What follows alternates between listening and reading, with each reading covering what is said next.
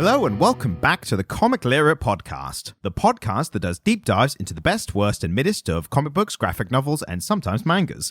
I'm your host, the soon-to-be-known as Comic Stan, and with me, as always, is my voracious co-host, it's Jamie. Oh, veracity. So, voracious, that one. I don't know if you were going to take umbrage with it or not, and I was going to prepare the fact that I try and relate them to the comic we're doing this week, and it almost was... The word was almost predatory. I'm really glad you didn't go with predatory. A little something in my mind went, he's not going to like that. Might be taken the wrong way. So this might be confused for like a Rogan Sphere bro science kind of podcast. I mean, I have been in my time described as a voracious reader. I don't think I am as much anymore, but I'll go with voracious. And in a similar way, one of the subjects, at least, of the comic we're talking about this week could be described as a voracious hunter, murderer, killer. And then you got the bloody predator. Hey! So, should we jump straight into it? I don't know. I mean, we can like say hi. Meander. Yeah, we can. Should we take a little bit of a path to get there? Because there's something I really wanted to raise. Now, you think this is a Dow atomic, but I think it's brilliant. Okay, I'm going to set the timer. Okay, how long I'm have I not got? saying a time. I'll cut out if we. I'll trim it to an acceptable time if we waffle. So, in a recent episode, we discussed the fact that there was only a very finite amount of people. When you say recent, I think it was a while ago, but it was a more recent short. Yeah, so recently it was drawn to my attention that we had talked about the fact that Disney just doesn't hire people with criminal records very often. Specifically, almost exclusively not, except for two exceptions, which is Robert Downey Jr. and Tim Allen. What is fascinating is that Disney drives people to crime. And what's even sadder, it's a specific kind of Disney actor that does. It's the child actors, It's the child man. actors, yeah. So there's a couple that appear on this list, and it's a rough list that I got from Google. I've not researched any of this properly. It would be weird if we did something on the podcast with researching, you know? But one of them's Shia LaBeouf. Oh, that's not surprising. So he's an odd dude, but I didn't have him pegged as a straight-up criminal. I mean, he's definitely done things. I know there was a thing where he was at some theater performance, and Alan Cumming was in the performance, and I think he got like drunk and belligerent or something. And then he went on like a talk show later, and he was like, I was just enamored with the performance of Alan Cumming. He's a sexy man. And it was like, yeah, that's like the joke response like I'd give if I'd done something really shitty and had to try and talk my way out of it and like smooth things over, you know? Particularly on a late night couch. Like there's an impetus to be fairly jovial, isn't there? I mean, the whole late night scene in America is weird. But let's not go down that rabbit hole just yet. I love that Keanu Reeves just doesn't. Keanu Reeves just gives really beautiful, earnest answers, and it's so fantastic. He's that one. Him and Tom Hanks, I think, are those ones that, like, if something came out about them really negative, people would be, like, actually distraught, Do you remember that time somebody asked him if he was a Buddhist, and he said, no, I haven't yet taken refuge in the Dharma? Like, I did not note when that happened, but I'll take your word for it. What a beautiful sentence. And then the time when somebody asked him what he thinks happens when you die, and he said, well, I know the people that love me will miss me. Oh, man, that's like... You know, he's mastered the art of like, I'm not going to say anything controversial one way or the other. I'm just going to state some plain facts that are beautiful. I mean, the thing with it is, the implied question is what happens to you when you die. And I think he answered the more important question. And I think that's just really beautiful. But yeah, that's enough of me. I just thought we could, I didn't know how much time we'd be able to wring out of talking about the tragic ends of people who work for Disney as children. Yeah. And I've got one thing I'm just going to try and find here. So one of the Disney kids that I think gets overlooked, people forget he was Ryan Gosling. Yeah, right. Who's done really well for himself. Nothing big, looks very well adjusted as far as we can tell. So kind of maybe got out by the skin of his teeth of that deranged Disney club. But there was a thing recently. Deranged Disney club. I mean, God knows what's going on there. But so I saw this thing recently, and then you talking about it kind of spurred me to try and find it quickly. So there was someone captioned this and put on Reddit recently, and it was Ryan Gosling talking about his childhood. And there's a bit of stuff that gets a bit serious, but there's a couple points that people were like, Ryan Gosling was a weird kid, or might have been a weird kid. And there's a point in an interview where he's talking about like seeing Rambo as a kid, and he goes, Gosling said he not just seen Rambo, he thought he was Rambo as a kid. Describing what happened next, he said, I took knives to school and I started throwing them around the playground and I got suspended. So my parents said I couldn't watch R-rated movies anymore. Recounting the incident, he added, and my parents were terrified. They thought, we can't let him watch movies that are too violent. But I just love the idea of a young Ryan Gosling on a children's playground just yeeting throwing knives at I mean, See, this is the thing. His parents are blaming the movies. I blame his parents. Why has your child got that open access to knives in the home?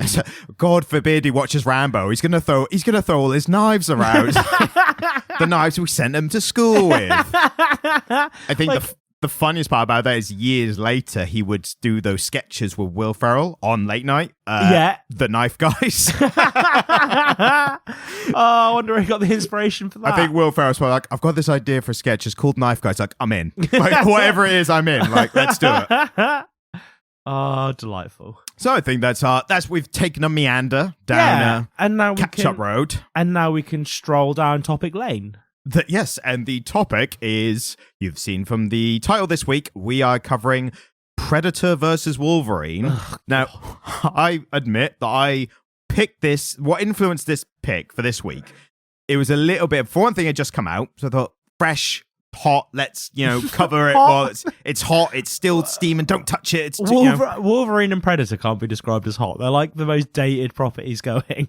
I mean, but Wolverine is ageless, like his mutant power. Quite literally. Yeah, exactly. But I did think when I was editing the last episode, I thought, we recommended like almost every comic we've done for the past couple months. So because you've been letting me pick things. No, I picked a couple as well. I mean, I could pick last week's. So you did, yeah. Well done. And I think all it came down to was, I think you were picking ones you wanted. I was picking ones I thought you would also appreciate. And it got to me that I was like, maybe we're not going to actually explicitly try and pick something bad.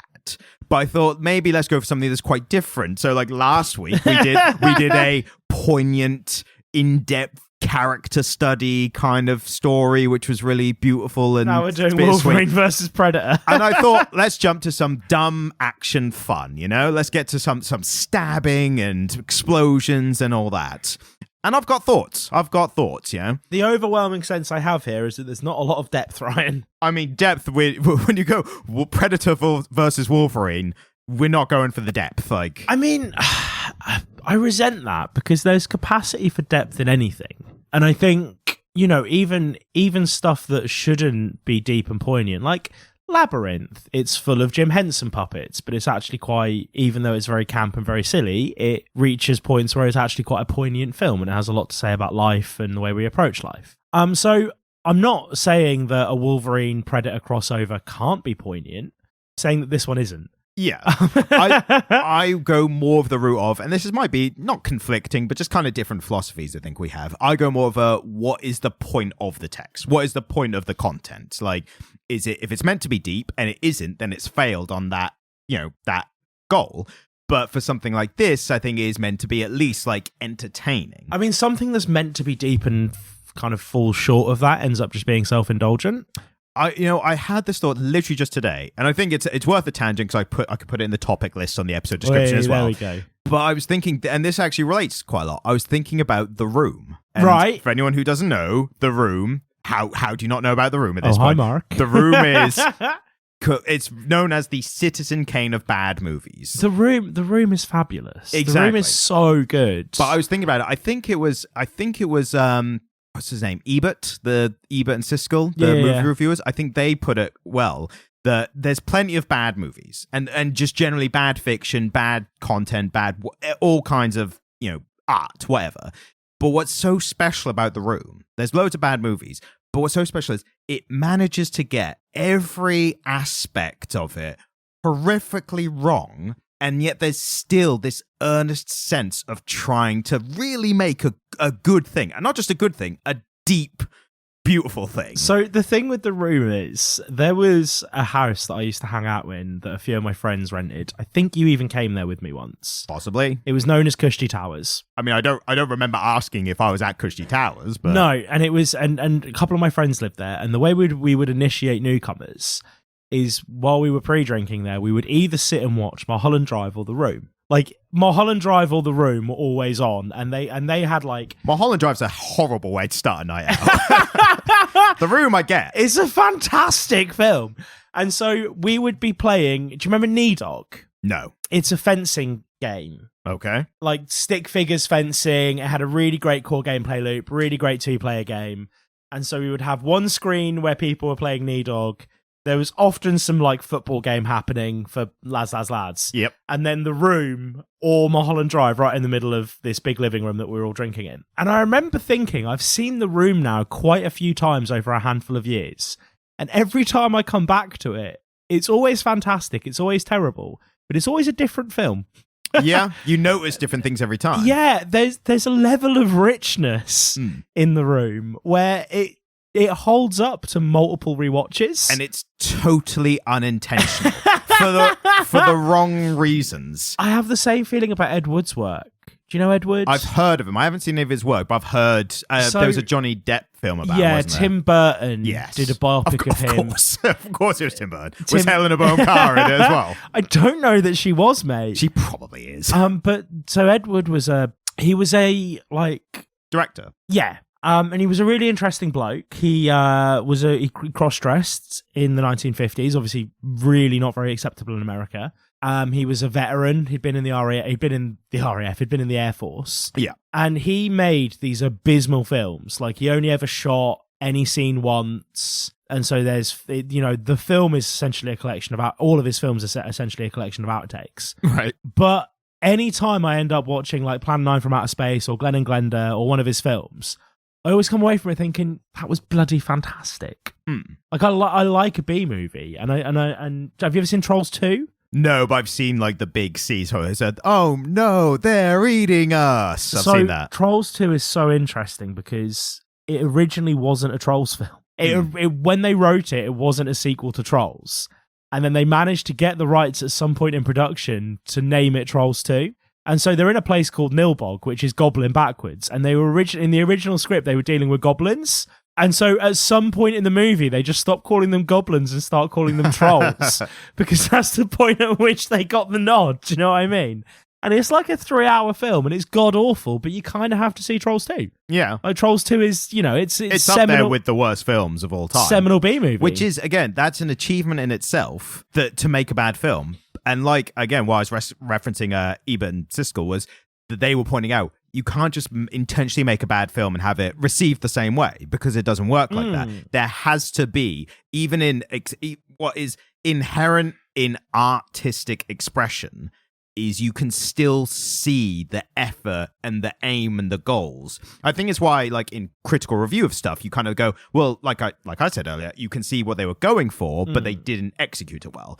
So when a bad film, to be truly great bad film, they really had to have earnestly tried to make something great, and it just fumbled every single way. And The Room is so great because they fumbled it on every conceivable level. Even the ADR is horrible, and of all, like, you've got everything else wrong, and you feel like you can sense he's still trying to do the ADR well, and it still came out bad. There's still scenes where he's like in the scene moving or somewhere, and the ADR just plays over, and it's so obvious that he's not saying it, which is the one goal of ADR, is to put in a line to make the audience think he said it in the scene. Have you seen the James Franco biopic about it? Yeah, I saw it. I've not seen it. It's a good film. It's an interesting take on it. I kind of begrudge anything James Franco now because he's a bit of a creep. Scandal noted. Yeah. But yeah, they've got a good take on it where there is they show the earnestness in making the film as well. They also explore like the mystery of the guy who made it. I can't remember his name off the top of my head now, but the guy who made The Room is as much a mystery himself as the actual production of The Room was. And so, as we're on a tangent, there's one last piece of admin that I'd like to go through. Obviously, the historical correspondent hasn't had a lot to do with us recently. Right. Because we haven't done much historical stuff, so we haven't really needed his input. Not since 1602. Not since 1602. The comic, not the year. But he has had a really big life event recently, and so he'll know. But just congratulations to the historical correspondent. Just like to get that on air. Just as, kind of partly as a thank you for all of the input that he's had on the podcast and how much he's helped us stay accurate. So congratulations to him. And, maybe at some point when he's on the podcast, because that is inevitably at this point going to happen, isn't it? We'll find out what it is, but congratulations to him. Congratulations from the comic literate boys with the Z. Boys with the Z. Boys. So, Wolverine v Predator. Yep. Starting with the arting. Well, let me get some of the details out first. And so a little bit of the blurb, or do you want to tell us what a bit the story was? I mean, of any story to break down, like, I feel this one's one of the easier ones. So, in the early 19th century, Wolverine is running with a pre-X-Men band of mutants. Yes. And he does some murdering, and it turns out he's wiping out the Predators. And so he ends up in a lifelong feud with Predator. And we see him at multiple different points in his life leading up to the present day of him fighting Predator. Yeah. Pretty much, yeah. I find it very interesting that your blurb, essentially, it starts off focusing on like one particular issue and then expands to like the overall story. Whereas I would have drawn into like the overall story rather than like bother focusing on the one issue. Only because that first part is like a small, it's one out of the 4 issues, essentially, isn't it? I would say, I mean, exactly like the second half of what you said, I'd say it's spanning Wolverine's long life, and it's this Predator who keeps coming back. They keep having interactions, and it's a battle to see who's the best and blah blah blah. I've got the proper one from the Marvel website actually. I this think time mine's better. Well, let me read this one and we'll see. This one has a bit more like selling the comic kind of thing, whereas yours is just like matter of factly, here's what happens, which is what I asked for. This is them trying to sell it to people. But we're not here to sell it. No, we're not here to sell it. But we're here to be matter of fact, Ryan. We are matter of fact. We are hardened journalists. But this is us being like, and here's a comment from who we're about to talk to. This is their input on what they think they've made. Okay. So it's the bloodthirsty saga fans have been waiting for. No, they haven't. That's maybe a stretch. This September, the Predator will be unleashed on the Marvel Universe for the very first time as he viciously hunts Wolverine across decades of Marvel comic history in Predator vs. Wolverine. And then just to get across who was involved, written by Ben Percy, who has written some Wolverine comics before that I have enjoyed. And then interestingly enough, a series of different writers for different time periods, which we will about to get into with the arting. But they include Greg Land, Andrea Di Vito, Ken Lashley, and Kai Sama. So starting there, a lot of different artists for this 4-issue comic, which does denote a little bit of like effort they put into, they could have just had the one artist doing all the time periods, but they did put a little bit of effort into making each time period feel unique to itself. Yeah, and they did. Like the one thing that I took away from it is that each of the 4 issues did kind of have a distinct art style. I thought it was interesting that they also stopped and started at like lapping over time periods. Yeah, so totally. It wasn't just issue 1, this time period, issue 2, this time. It was like, the beginning part, present day in each one, and then you had the time period they'd gone to, and then a bit of the next one.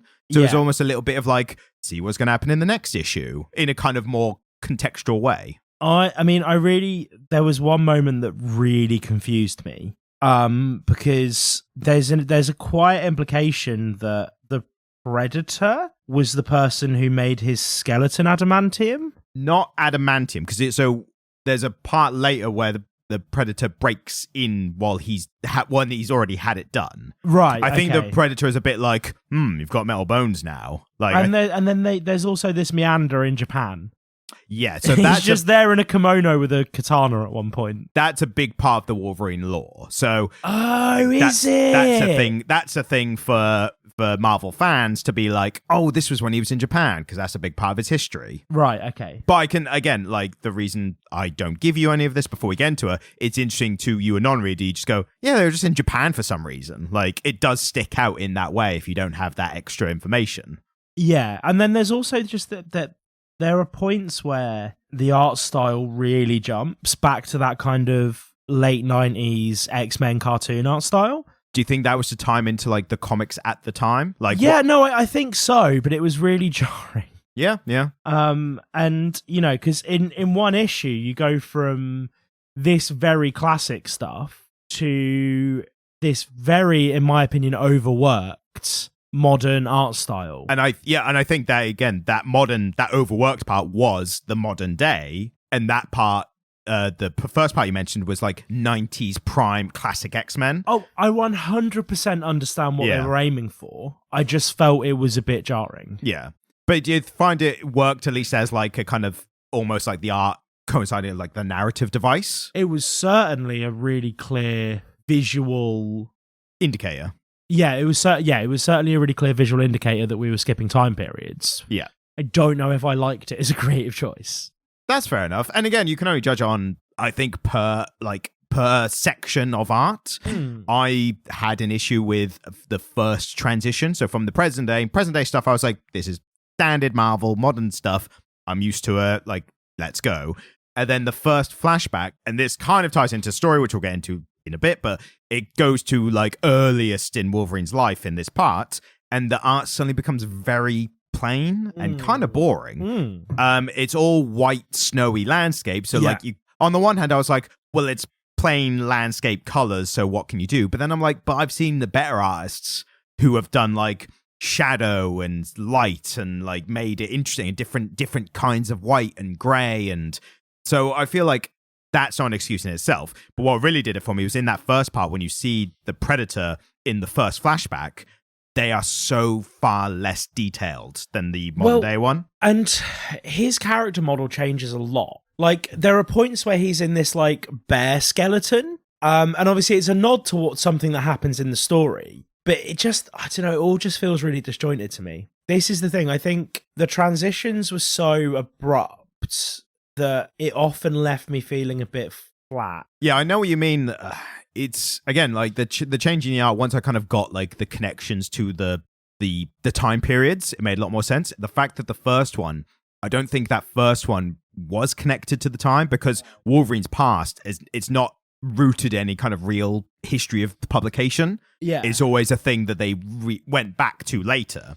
So oversimplifying the art for that, I think maybe was an attempt to saying like, this is way before, there's less mutant stuff and superhero stuff, and it's a bit more plain. I think that's maybe what they were trying to get across with the art. And on some level, I think it's cool that they had this big crossover property. They could have just churned something out, and they actually onboarded a bunch of artists and really got them to work and define these different art styles. I just don't know how much I liked it as a narrative device. I feel like more, either they shouldn't have done it or they could have made more of it. Yeah, it could. I think I know what you mean, where it should have been even more drastically different. Yeah. Like, would that have helped? Like, it was very, very obviously like, this is a new time period, because you almost had to like read it a bit and you kind of gauge like, oh, the art's a bit different here. Yeah. And then you kind of work out. Whereas I think, as you're saying, maybe it should have been even more different per time period. Yeah, I think it would have been more effective. I mean, we've talked we talked about this a lot. Remember when we did How It's Made?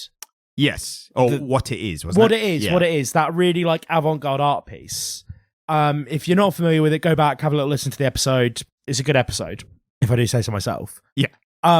There were these really distinct art changes, and it signaled really clearly that you are going from this person's observations on life as an adult to their biography as a child, right? Yeah. And you know that where the art changes were subtle, it was really evocative of what was happening in the wider story, and when they were abrupt, they were really abrupt. I feel like here, because they're just going between different kind of classic Marvel comic book styles, the changes aren't big enough to be really, I mean, they're abrupt, they're not big enough to be impactful. Yeah. But they're also not subtle enough to be kind of interesting. It almost comes across a bit like a fear to make them too different, to interrupt the flow. But then when the narrative device is, I remember back when this happened like hundreds of years ago at one point, then it should be quite different. And they should get more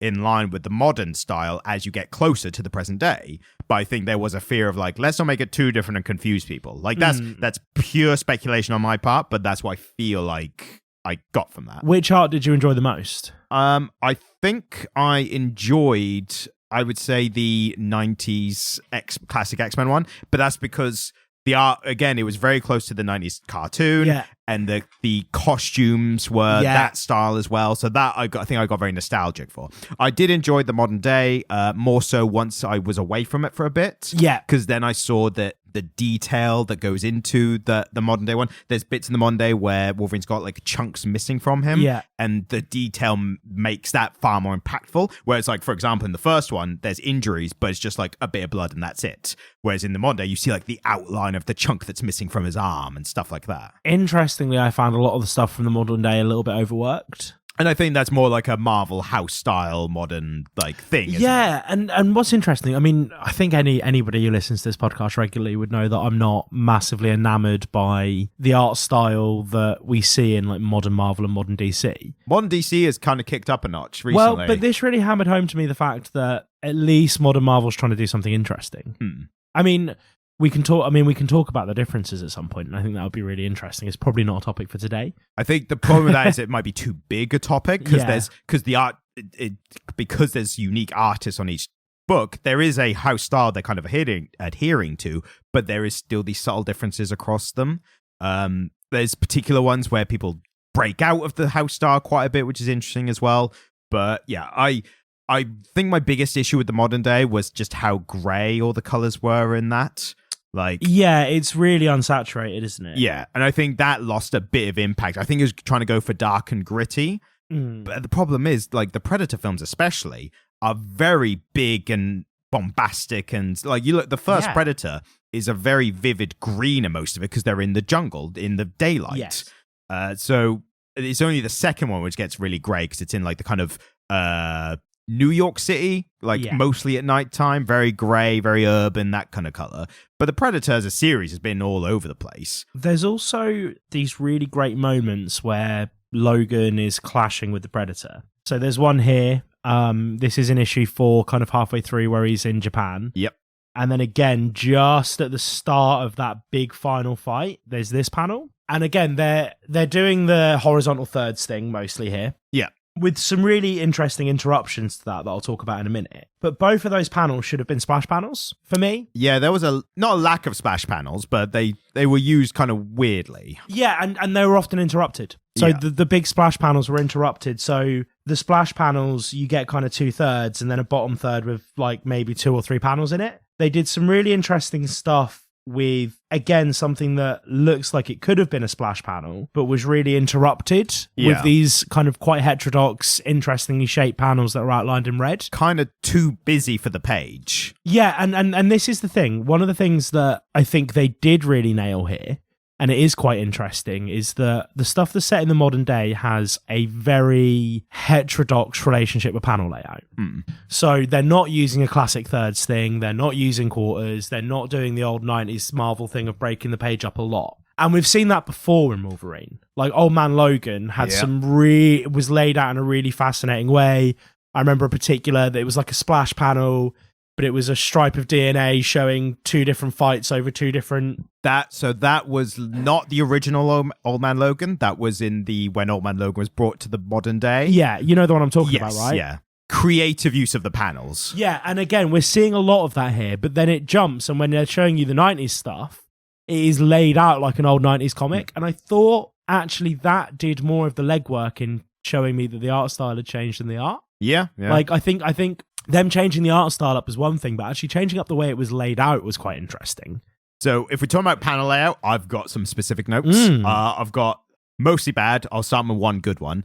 One good one is they're all very contextual based, like panel stuff. One was there was one creative use of it, and it's where it establishes both Wolverine and the Predator. I think in the first flashback, both healing, or the way they heal. Yeah. And the way they have them simultaneously, side by side, and you've got Wolverine is literally just waiting for his power to heal him fully, and the Predator is got he's got like a little med kit, essentially, alien med kit, and he's like doing some stuff, and he's applying it to his wounds and all that. And then it ends with Wolverine's like trying to pull an arrow out of him or something, and it ends with both of them screaming at the same time because the healing is hurting them, and it's their lived-in experience is both like pain, regardless of their additional healing. They totally nicked that though. Oh yeah, that's a trope in itself, isn't it? Yeah, Rick and Morty, you thinking of? Absolutely, Pickle Rick, and they nicked it from something else before as well. So yeah, it's definitely a common trope. Really well used in that Pickle Rick episode, though. Yes, and especially here because again, Predator is known for healing himself after fights, and Wolverine his whole thing is healing. For anyone who's not seen Rick and Morty, there's an episode in like season 3 where he turns himself into a pickle. Funniest shit I've ever seen. It's not the best episode, in my opinion. Like, I thought it was a pretty good one. It's not more not bad. For the ending. Yeah, the ending is like the action stuff that aggrandizes Rick is just so. The ending where it really humanizes him, I think, is fascinating. But there's a moment where Rick is a pickle and there's a chunk taken out of him, And so he pours some vinegar on the wound and then staples some pickle slices onto his side, whilst the guy he's fighting is putting gunpowder in a wound and setting fire to it to cauterize it. Yeah. And I'm like, that is objectively really funny. Slightly off topic, my favorite part from that is where he has to, as a pickle, he has to parkour up a door to get a door handle. And while he's doing it, he's going, get that parkour, get that parkour. I don't know why, but I guess it. But so probably my favorite part of the panel was that dual healing stuff. Yeah. Worn trope already, but was appropriate to use in this instance.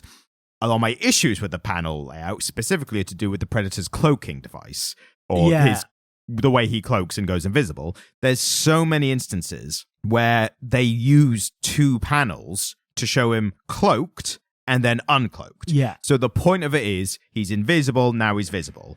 They do this quite a few times when they really only needed to do it once. Yeah. But the biggest, most egregious thing to me of it is when he's cloaked, and this is a staple of the Predator franchise, like you see in every single film, you can see them still, but they are like a jellyfish effect. Yeah. So when the one panel is showing that like an outline jellyfish effect, and you can see where they are, but you can also get why they're hard to see. You don't need to then show them in the immediate next panel not cloaked, because we can see like I know where he is. Yeah, it was pointless, but they use up entire, not just small panels, big panels to be like, now he's invisible, now you can see him. It's like, you didn't need to do that.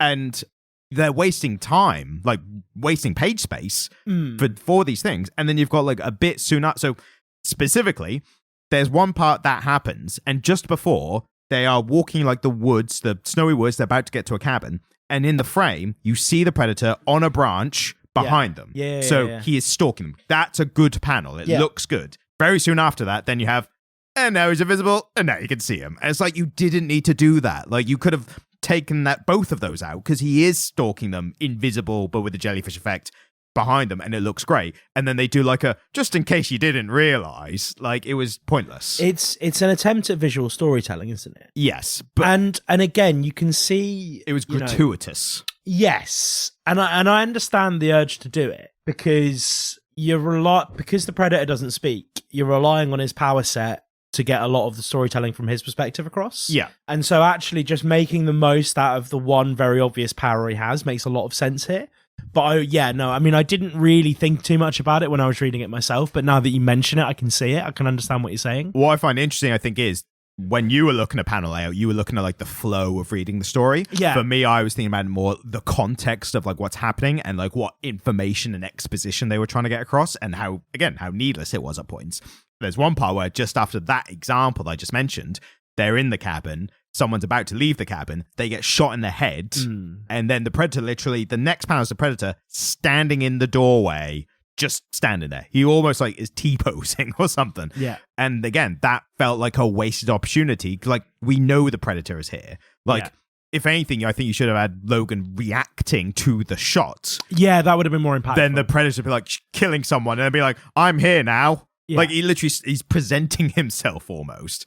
So yeah, that panel usage I had a lot of issues with. I think that's it for the art and the panel layout, unless you've got anything else. I mean, we could talk about the art all day, but there's a lot of little bits of the art, which I think, to be fair, is a credit to it. Like, if you enjoy this kind of stuff, you're going to get that from it at least. It's definitely some of the better stuff that I've seen. Yeah. It's not the best. Would you at least class as interesting? Yeah, I mean, there's very little jank. Is one thing. One thing is that there's very little jank. Logan often looked quite good, even though we're seeing him at lots of different points in his life, and his facial features change a lot. Yeah. I suppose that's one thing, is that Logan's facial features change a lot. There's no consistent Logan, even though I get that we're seeing him age, and we're seeing him through lots of different time periods and lots of different art styles. It would have been nice for there to be a bit more consistency. Yeah. But again, that's lots of different people drawing the same character, isn't it? You're always going to get that. I made a positive note about that guy who gets shot leaving the cabin. It's actually done quite funny. Like, he's literally standing there like, ha, suckers, and then just blast of laser over his head.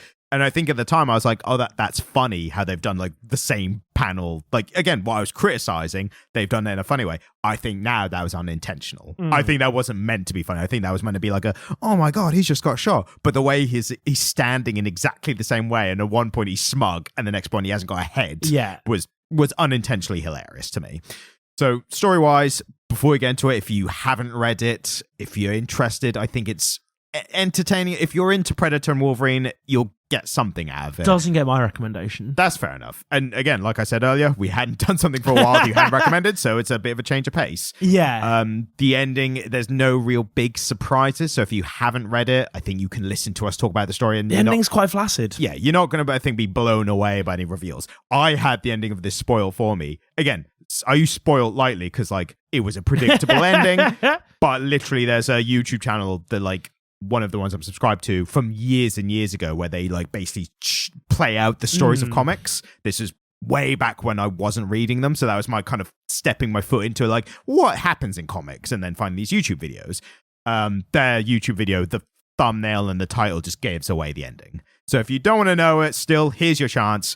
3, 2, 1. But the video and the thumbnail is literally Wolverine finally kills the Predator, and I'm like, exactly. I'm like, I know he did. This is like a wrestling match thing. It's like I knew what the ending was going to be because of the whole story. Yeah, but the fact that you've spoiled it for me just takes a little bit from me. Yeah, no, I didn't need to have that ending spoiled for me to know what the ending was going to be, just in pure terms of pattern recognition. But I still felt an indignant rage from them spoiling it for me, yeah? Fair enough, it was mate. the principle of the matter. I'll let you have that. Like, that's the thing.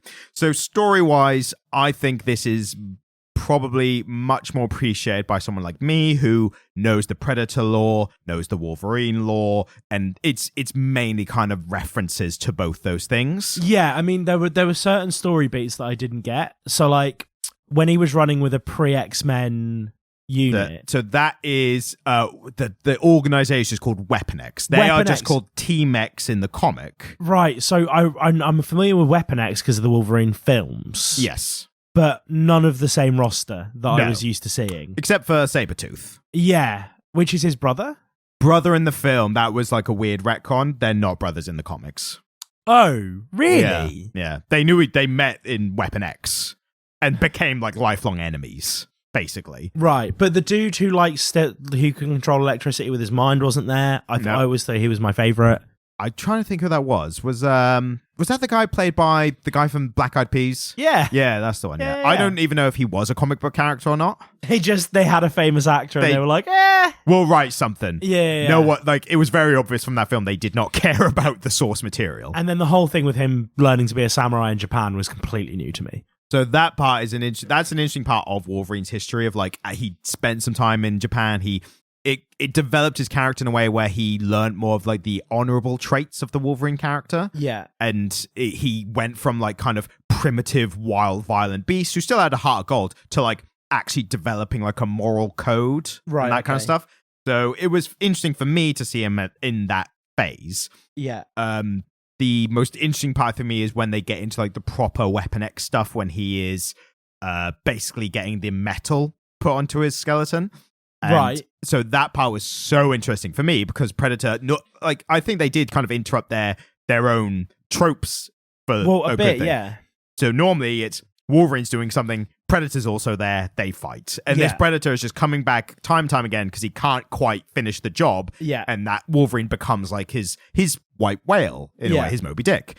At one point, so with the Weapon X factory plan, whatever the hell, laboratory, whatever, he finds Wolverine unconscious and he's just had the metal added to him, but he's also unconscious because he's being like proper mind controlled at this point. So seeing the Predator see the unconscious body of Wolverine made me go, well, what's he going to do here? Because the whole point, again, this is a reference that if you know from Predator, the whole point is the hunt and the fight and the challenge, which is also why I thought it was very odd that in the first flashback, Predator's hunting like deer and like little animals that I've never seen in the Predator films. I think that's a bit weird. I'm super unfamiliar with Predator. So the whole point of Predator, like they're a alien civilization built on challenging hunts and kills and fights and taking trophies and using them to like show off later.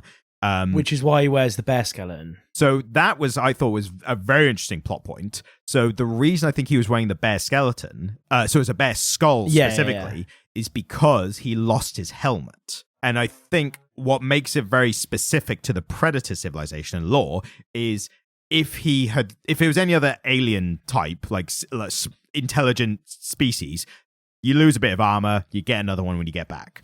The Predator, like civilization and culture, if you lose something, that's an embarrassment. That's a proper dishonorable, like, right. So I think the bear skull was a punishment and also a thing to spur them to get that. Very Mandalorian, isn't it? Yeah, a little bit. Yeah. Yeah, definitely like more hunting based, like trophy kills based. Whereas, I could see the similarity, especially in the armor and stuff. Yeah. But so in this, I think he comes back with the bear skull with an added, like, you know, like it was like when you were a kid at school. It's like, you lost your shoes. Like, we're buying some shit ones. Get your good ones back because I'm not buying your new ones. Yeah. This is it. You got to wear these plimsolls for the next few weeks. But in this especially, it's like the Predators are so high on themselves. Like, just a quick question, Ryan. How often did you lose your shoes as a child? I mean, I got the one good pair, then it was all shit pairs afterwards. So once you lose the first good ones, you don't worry about losing the shit ones. But I've never lost a pair of shoes, Ryan. I've lost many things in my life. Even I've not lost any shoes. I mean, you lose one, and then it's like, why keep the other one, you know?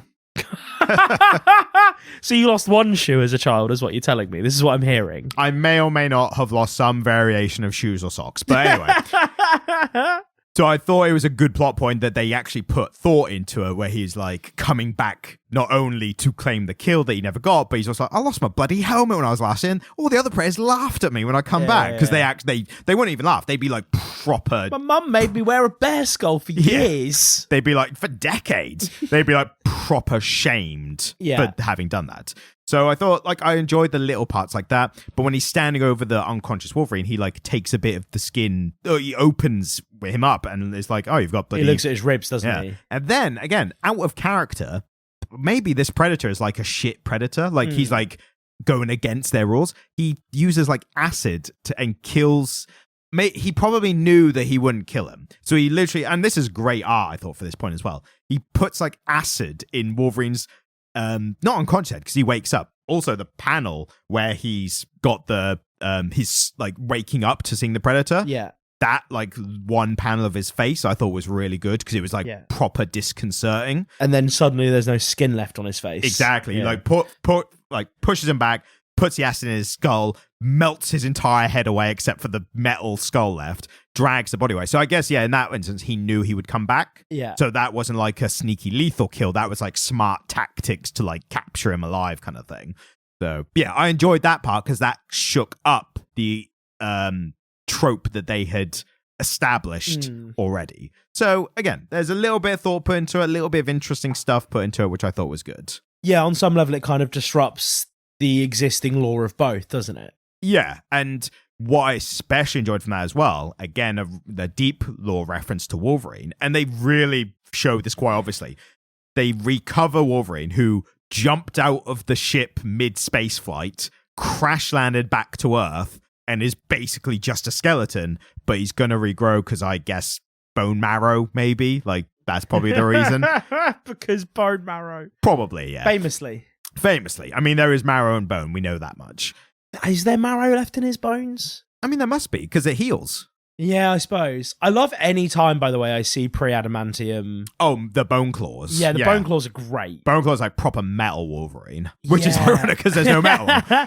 Yeah, like my favorite iteration of Wolverine from the films was him pre-adamantium, where he had where him and his brother, who I've discovered is not his brother. You lied to me, Sony. Yeah. Fox. Pardon, Fox. Fox, yeah. You know that they show them going through all these different wars, and Victor, his brother, becomes aggressive. Creed, yep. Becomes aggressive. You know, progressively more aggressive. Yes.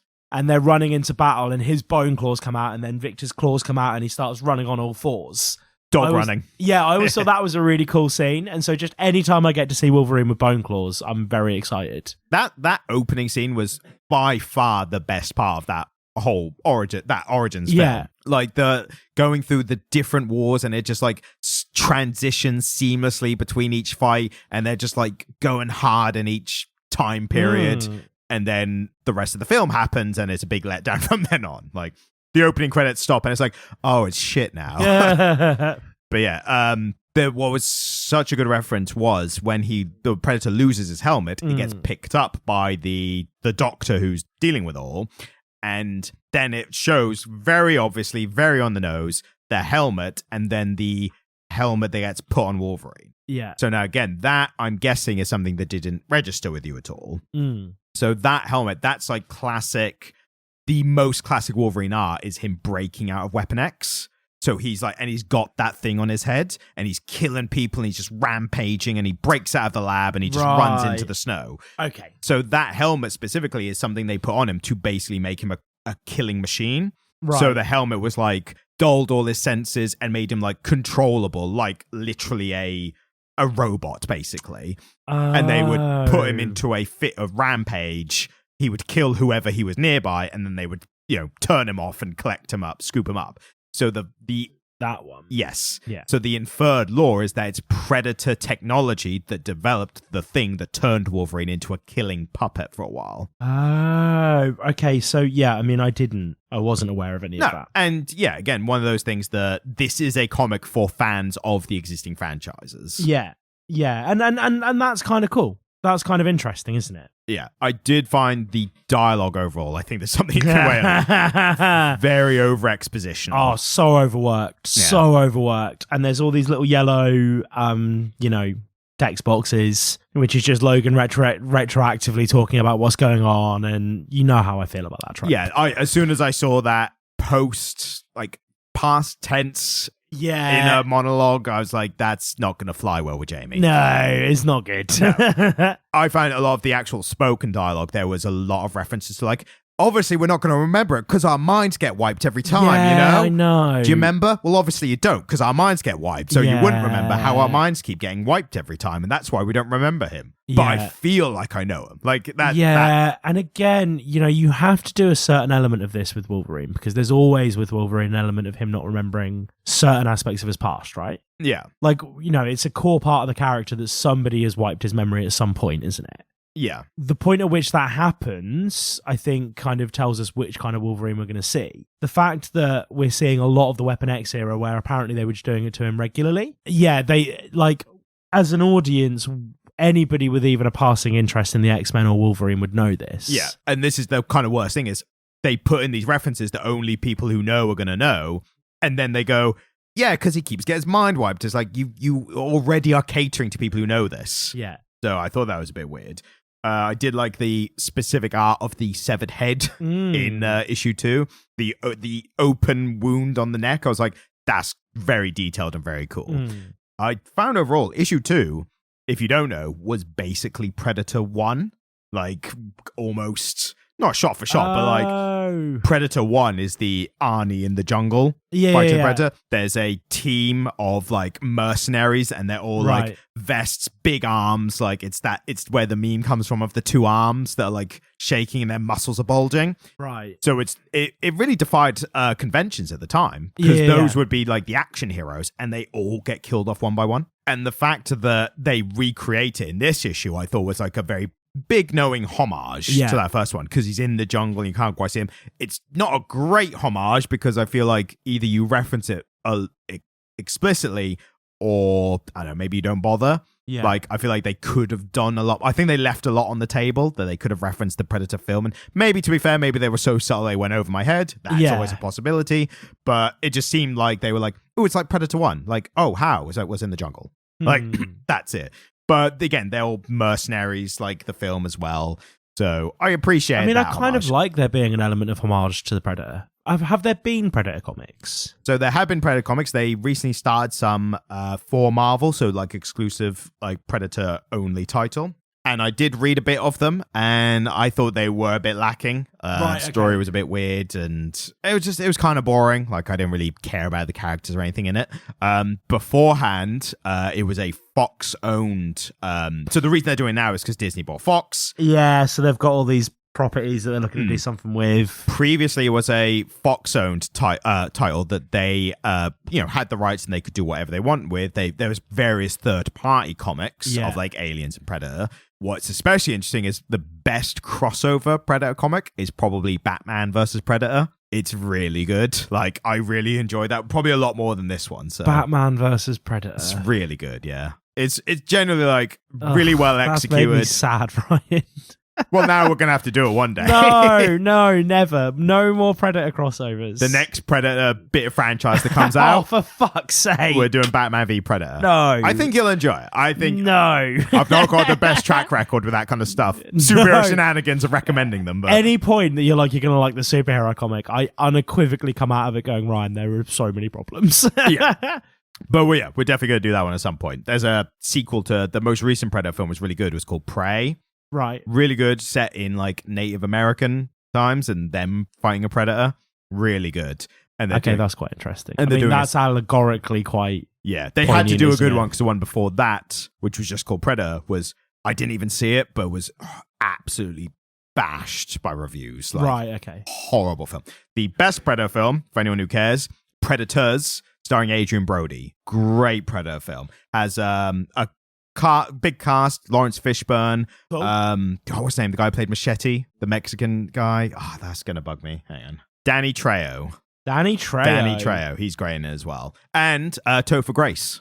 Oh, we love Topher Grace. Yeah, he's great in it as well. I'll make you watch Predators at some point. Topher Grace was so good in that one Black Mirror episode he was in. I didn't like that episode. No, but I liked him in it. He was good at it, playing like a feckless Zuckerberg kind of character. Yeah, but who'd also kind of was off trying to find enlightenment. Yeah. Like, trying to separate himself from his creation a little bit. He really nailed the, geez, man, I don't know. Yeah, I'm it's just a rich so guy. good. So good. And Topher Grace is one of those that's kind of fallen out of favour a bit. No, he's hasn't he? back in favour now. Is he? What happened? So, big tangent from the comic. So I'll warn you now, you can skip it a few minutes. Maybe we'll be done by then, maybe not. But there was a recent thing with that 70s show actor Danny Masterson. Oh, yeah, of course, yeah. Did you hear about Ashton and Mila Kunis? No. So when he was before sentencing, the judge will, as common in these kind of cases, will go to the accused or the sentenced by that point, convicted by that point, their friends and family, and say, hey, if you want to write some letters to the judge, and they can for a character reference. Oh, did they give good character references? They gave glowing character references after he'd been convicted. No. And Ashton Kutcher, whose life's work has been helping victims of sexual assault. Yep. Wow, that's fascinating, isn't it? And their whole thing was, they didn't deny what happened, but they did say, they were like, here's what he's done for us. And their whole thing was like, Kutcher was like, if it wasn't for Danny, then I probably would have fallen into the drug scene in like Hollywood and TV and stuff. But the problem there is the reason that Danny was so anti-drugs and was keeping these other actor friends out of drugs was because of Scientology. Because that was a tool they used to recruit people. They was like, hey, drugs are bad. Why don't you join the church, like Church of Scientology? So yeah, basically those letters got out to the public when Ashton and Mila were like, we were assured these wouldn't be made public. Was Topher Grace is quite negative then? Topher Grace didn't do one because he's not in touch with those people anymore. Like once he left that 70 show, he was like, I'm done with you all, like I'm out. And then I think at the time, people like, that Topher's a bit of an arsehole. He just abandoned all that 70 show people and seems a bit of an arsehole. And then now it's like, yeah, he left like a shitty situation of like culty influence and that kind of stuff. Like, no wonder he got out. Yeah. So the fact that he didn't do anything, people are like, it recontextualized. Doing nothing here is the best thing you could do. Exactly. Yeah, and people are like, actually, Topher's pretty decent, actually. Oh, so, wow, that all kicked off. Yeah. Do you know what? I've rewatched The Ranch since the Danny Masterson stuff happened. And like, it definitely ruined it for me. I'm not surprised. And I loved The Ranch. I thought The Ranch was like shitty TV to the max, but also really soulful. Yeah. And I really liked it when I first saw it. And so, yeah, having that all happen kind of spoiled it for me. As it does with scandals and yeah, I mean, it's not the worst thing to come out of the Danny Masterson scandal, is it? So, no, obviously not.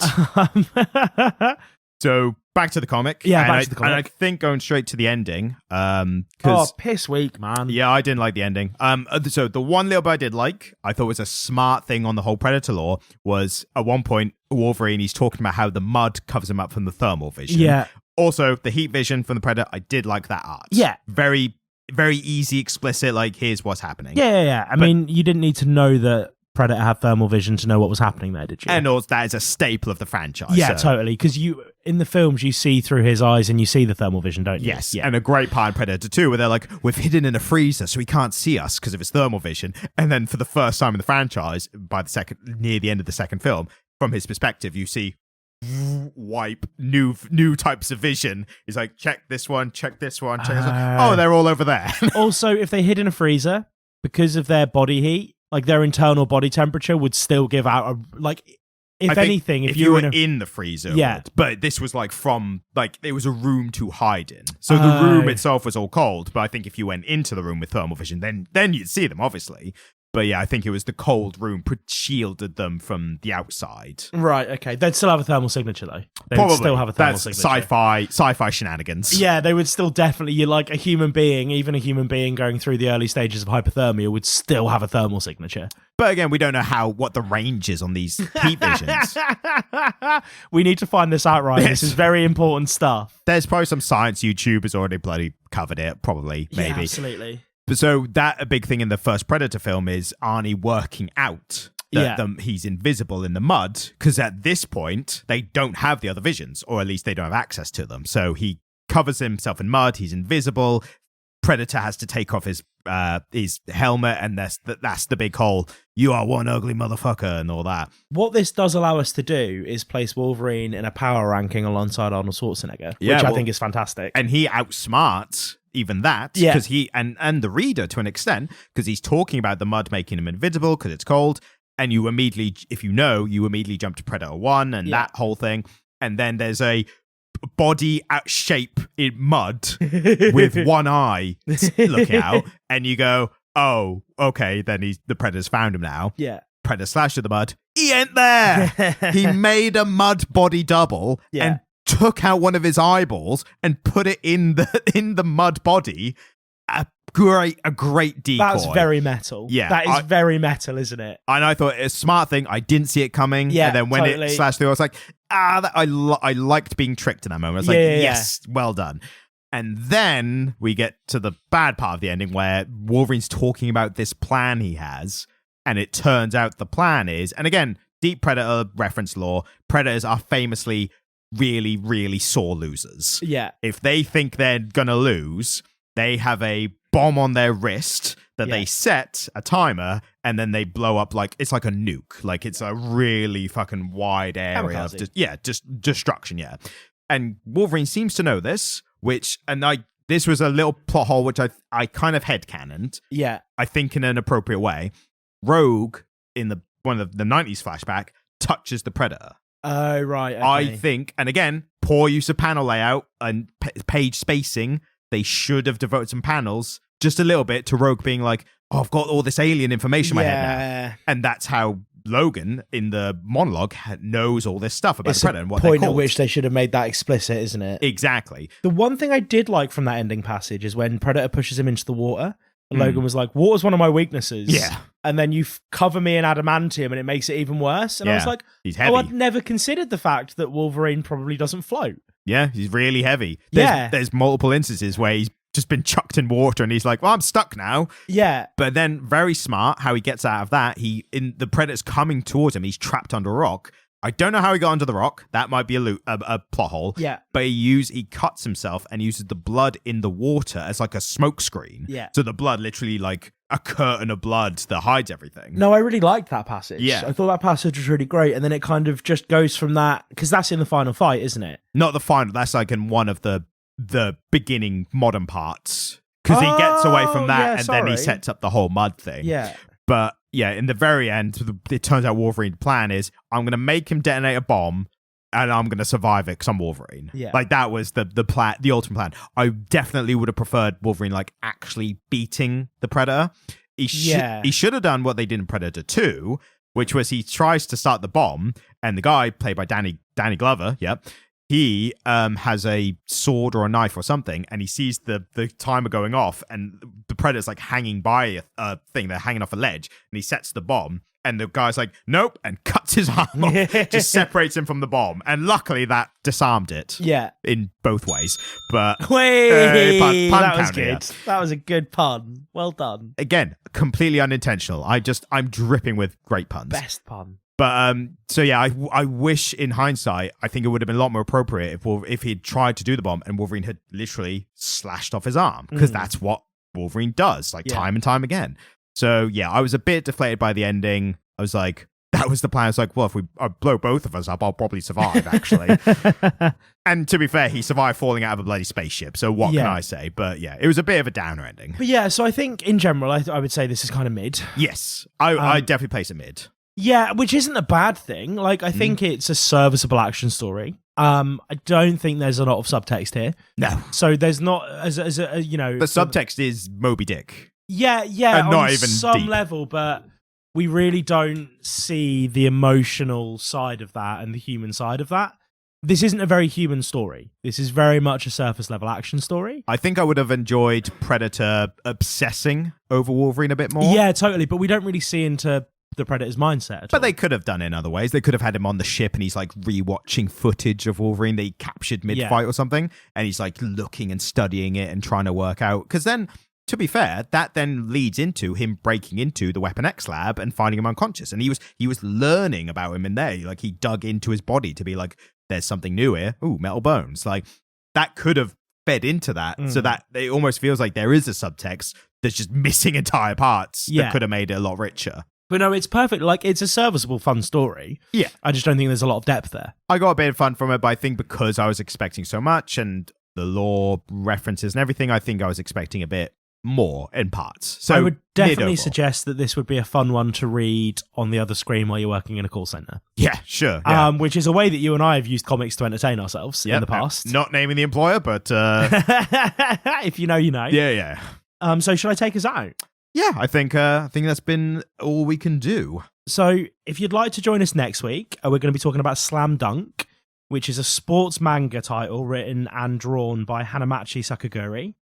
Really highly... Great pronunciation. Thank you. Really highly regarded writer and artist in manga. More recently, he then went from this, which is a basketball story, to do a wheelchair basketball comic and a comic book about folkloric samurai Musashi. Really, really great manga. Really, really excited to talk about it on the podcast. So come back next week for that. We are attempting, and I'm very, very hard on the attempting word there, trying to announce next week's one at the end of each episode. Yeah, which is why we did this today. Yes. So thank you so much for listening. It is always a pleasure to come here and do this for you. If you'd like to have a look at some of our shorts, we put them out on YouTube and TikTok, Comic Literate Podcast on both. You can send us an email, comicliterate@gmail.com. And leave us a review, 5 stars only, baby, wherever you get your podcasts. Thank you so much for listening. If you can make it, as long as they are funny and insulting to us as human beings, we will read them out. Absolutely, 100%. If you insult us and nobody else, we will read it out. Absolutely. So thank you so much for listening and good night. Thank you. Goodbye.